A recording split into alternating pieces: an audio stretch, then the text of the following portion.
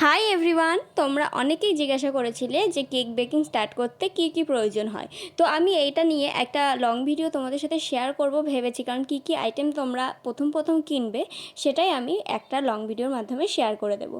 তো আজকের কেকটা ছিল কিন্তু একদম সিম্পলের ওপর বাট গর্জিয়াস। তো কাস্টমারই আমায় একটা রেফারেন্স ফটো পাঠিয়ে বলেছিল সেরকম তার মতো করে দিতে।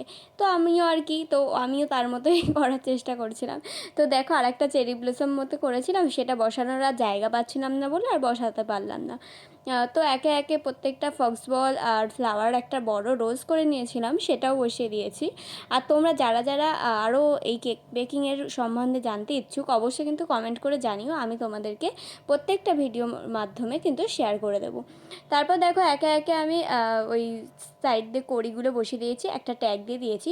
ওহো, এটা একটা বোন তার দিদির জন্য অর্ডার করেছে কেকটা। তো দেখো কি মিষ্টি করে আমি দিদিটা লিখে দিয়েছি আর হ্যাপি বার্থডে লিখে দিয়েছি। তো এত সুন্দর করে ফিনিশিং করার পর কেকটা যখন একটা খুদ হয়ে যায় সেটা তোমরা দেখলেই বুঝতে পারছো আমার নখে লেগে ওখান থেকে কতটা ক্রিম উঠে গেছে। তো যাই হোক, তারপর দেখো সুগার পাল বসিয়ে দিয়েছি। তো এই হলো কেকের ফাইনাল লুকটা। কেমন লাগলো কিন্তু অবশ্যই জানিও। দেখা হবে নেক্সট ভিডিওতে। বাই।